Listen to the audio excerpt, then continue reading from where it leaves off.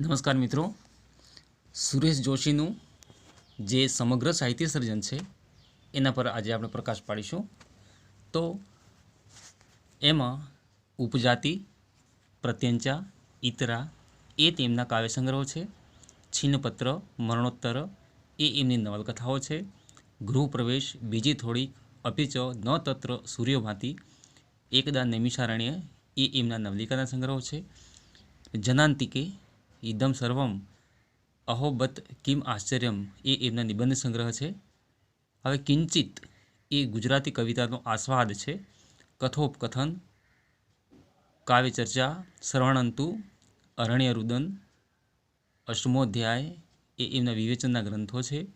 મધ્યકાલીન જ્ઞાનમાર્ગીય કવિતાની ભૂમિકા એ એમનું સંશોધનનું પુસ્તક છે. નવનવોન્મેષ, નરહરિની જ્ઞાન ગીતા, ગુજરાતી સર્જનાત્મક ગદ્ય એ એમનું સંપાદન છે. અને ધીરે વહે છે દોન, ખંડ 1 અને ભોયતળિયાનો આદમી એ એની ટૂંકી વાર્તા છે. આ ઉપરાંત પંચામૃત અને સંચય એ એમના નિબંધો છે. હવે અમેરિકન સાહિત્યનો ઇતિહાસ, અમેરિકી ટૂંકી વાર્તા એના અનુવાદો પણ તેમણે કરેલા છે. હવે એના પછી નેક્સ્ટ સુરેશ જોશીની કવિતા. તો 7મા દાયકામાં જેમની સાચી ઓળખ આપતી ગુજરાતી કવિતા પ્રગટ થઈ તે સુરેશ જોશીએ 1956માં ઉપજાતિ કાવ્ય સંગ્રહ આપ્યો છે તે હતો. તેમાં આધુનિક યુગ ચેતનાનો પૂર્વરંગ અલ્પ પ્રાણમાં પણ ઉઘડવો શરૂ થઈ ગયો હતો. જો કે એમાંની કેટલીક કવિતાની કથન રીતિ પરંપરાગત છંદ કવિતા પ્રમાણેની તેમજ વિષયોનું પણ પરંપરાગત નિરૂપણ હોવાને કારણે સતત જાગ્રત અને સંવેદનશીલ સર્જકે એ જાળવી રાખવાનું યોગ્ય લાગ્યું નહોતું. ઉપજાતિ કાવ્ય સંગ્રહની બધી જ રચનાઓ ઉપજાતિ છંદમાં જ રચાયેલી હતી. એમાંના 2-3 દ્રષ્ટાંતો જોઈએ. જેમ કે કાલે પ્રભાતે કુમળું તૃણાંકુર, ઊંચું કરી મસ્તક ગર્વભેર, તૃષારના મૌક્તિકને ઝુલાવતું, ઊભું જુઓ સૂર્ય સમક્ષ. અથવા એક બીજી પંક્તિ જોઈએ, હું તોપને હાલરડું ગવાડું ને બોમ્બને પુષ્પની વૃષ્ટિ કરાવું. એના પછીની એક નેક્સ્ટ બીજા કાવ્યની પંક્તિ છે, ઘેટો અને આ બકરોની રાહ, અંગે લગાડી બહુ રંગછાપ, જાણ્યા વિના કે શણગાર શાને, ચાલી જતી જોઉં હું કતલખાને. આમ રસિક રચનાઓ એમને આપી છે. હવે એની ટૂંકી વાર્તાઓ વિશે જોઈએ. તો ટૂંકી વાર્તાના 5 સંગ્રહો સુરેશભાઈ જોશીએ આપ્યા છે. 1975માં ગૃહપ્રવેશ વાર્તા સંગ્રહ દ્વારા તેમણે નવલિકા ક્ષેત્રે નવીન પ્રયોગ કર્યો છે અને એ રીતે સૌનું ધ્યાન ખેંચ્યું હતું. આ સંગ્રહના આરંભે તેમણે નૂતન વાર્તા પ્રવાહની જે દિશા છે એ દિશા તરફ અંગુલી નિર્દેશ કર્યો છે. તેમણે વાર્તાકલાને સર્જકને લીલા ગણાવી છે અને આનંદ, અને એ પણ કેવળ આનંદને જ તેઓ વાર્તાનું પ્રયોજન ગણાવે છે. વાર્તા માટે ઘટના, સૂક્ષ્મ સામગ્રીનું એમને ઝાઝુ મહત્ત્વ નથી. તેઓ માનતા હતા કે કૃતિમાં ઘટનાનું તિરોધાન થઈ જવું જોઈએ. બાહ્ય કે સ્થૂળ ઘટનાને બદલે તેમાંથી ઊભા થતા આઘાત અને પ્રત્યાઘાતો છે, એટલે કે સૂક્ષ્મ ઘટનાઓ છે, મનોઘટનાઓ છે, એમના આલેખનને જ તેઓ મહત્ત્વ આપતા હતા. કિંચિત, કથોપકથન એમાંના જે લેખો છે તે ઉપરાંત નવી શૈલીની નવલિકાઓ અમેરિકન ટૂંકી વાર્તાની પ્રસ્તાવનાઓ રૂપે ઉપલબ્ધ છે. વાર્તા કહો ને 1955 એ એમની પ્રારંભકાળની વાર્તા છે. ગૃહપ્રવેશ, કુરુક્ષેત્ર, થીંગડું, એક પુરાણી વાર્તા, 2 સૂરજમુખી અને આંધળી માછલીઓ વગેરે એમની ધ્યાનપાત્ર નવલિકાઓ છે. તો તો વાર્તા ક્ષેત્રે પણ આ સર્જકે ખૂબ મોટું યોગદાન કર્યું છે અને સૌથી વિશેષ મહત્ત્વની બાબત એ છે કે એ બાબતમાં એ કલામાં તેઓ આધુનિકતા લાવે છે. હવે નવલકથા, તો એમણે ખાસ કરીને 2 નવલકથાઓ આપી છે, છિન્નપત્ર અને મરણોત્તર. કવિતા અને ટૂંકી વાર્તાની જેમ નવલકથા સ્વરૂપમાં પણ સુરેશભાઈએ નવીન પરિવર્તનો, નવા પ્રયોગો કરી બતાવ્યા છે.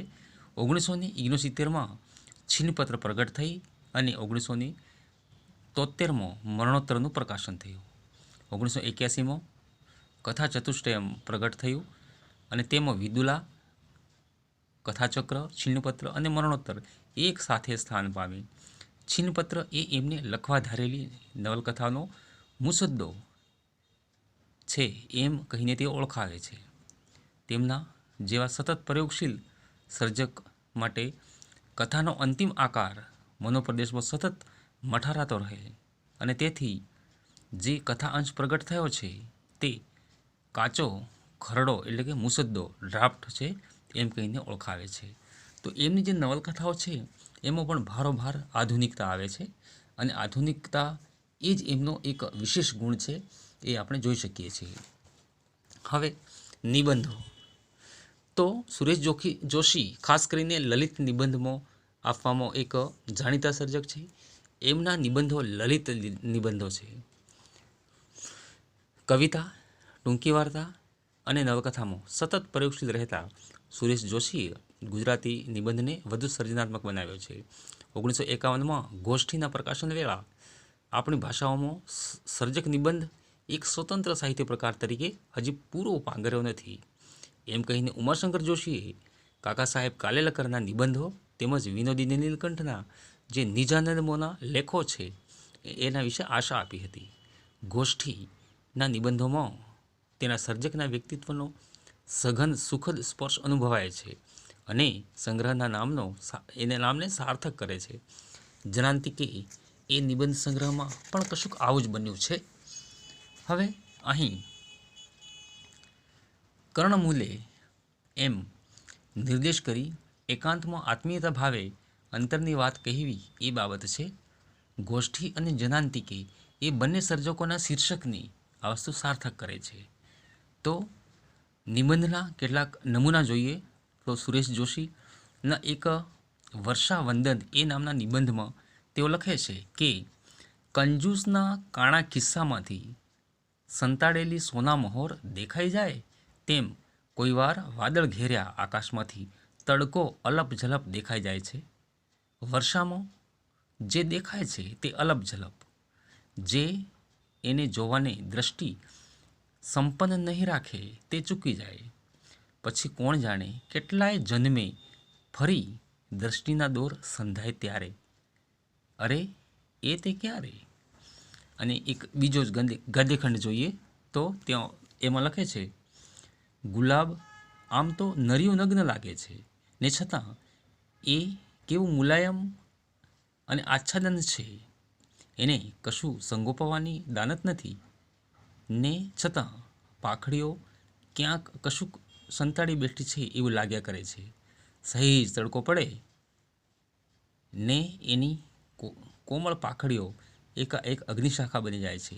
ઘડી પહેલો તો એનામાં પ્રથમ પ્રેમના પ્રગટ થઈ જવાથી કિશોરીના કપોલ પર જે રતાશ છવાઈ જાય છે તે રતાશ હતી, હવે પવનમાં એની પાખડીઓ ફરફરે છે.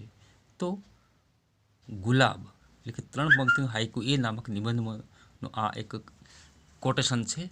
તો સુરેશ જોશીએ બહુ રસિક નિબંધો આપ્યા છે અને એના જે નિબંધો છે એ લલિત નિબંધો તરીકે ઓળખાય છે અને એમાં પણ એ મુક્તપણે તેઓ વિહર્યા છે.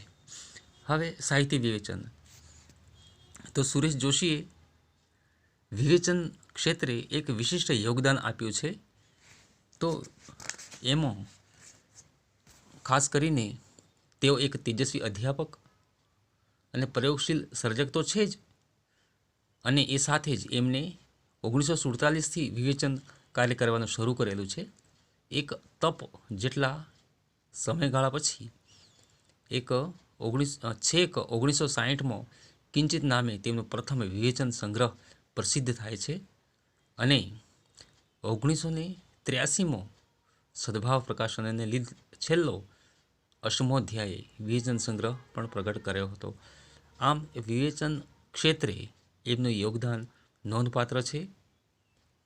કાવ્યનો આસ્વાદ, પ્રતિક રચના, આધુનિક કવિતા, એમાં યુગ ચેતના, એ ક્ષેત્રે સારી એવી એમને ચર્ચાઓ કરી છે અને એક નવા આયામો ઊભા કર્યા છે. સર્જકે દેશ વિદેશના સર્જનાત્મક તેમજ વિવેચનાત્મક સાહિત્યના અભ્યાસમૂલક અનુવાદો પણ આપ્યા છે અને છેક પત્રકાર તરીકે ક્ષિતિજ, ઉહાપો, એતદ, સેતુ વગેરે સામયિકો દ્વારા પણ સાહિત્યિક પત્રકારત્વનો વિકાસ કર્યો છે. આમ આ ગુજરાતી સાહિત્યના એક મોટા ગજાના સર્જક છે Suresh Joshi. Okay, thank you very much.